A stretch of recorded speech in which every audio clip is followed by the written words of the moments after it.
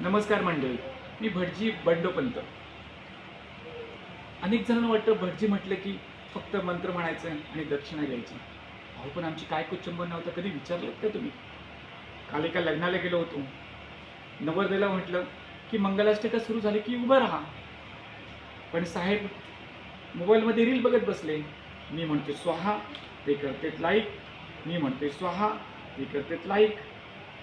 काय म्हणायचं याला? अहो आज तुमच्यासारखे बरेच स्मार्ट लोक विधी चालू असताना म्हणतात, भटजी अहो पूजा शॉर्टकटमध्ये होईल का? मी म्हटलं पूजा आहे ती बाळानो, ते काय मोबाईलचे अपडेट्स आहेत? असे ही लोक. परवा तर एकाने कहरच केला, म्हणते भटजी बुवा पूजा ऑनलाईन होईल का? मी म्हटलं हो, देवाना नेटवर्कमध्ये तरी आणा.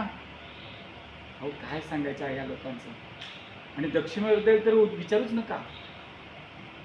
अहो 2-2, 3-3 तास आमच्याकडे पूजा करून घेतात आणि दक्षिणा देताना हात मात्र का करतात, जसं काही यांची आम्ही किडनीच मागतोय.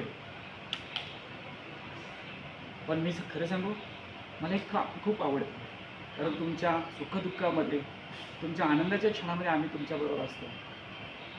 फक्त एकच विनंती आहे तुम्हाला, पूजा चालू असताना मोबाईल बाजूला ठेवा, नाहीतर मला मंत्राऐवजी रिंगटोन म्हणावी लागेल. मग कसली वाट बघताय? येऊ ना तुमच्याकडे पूजेला.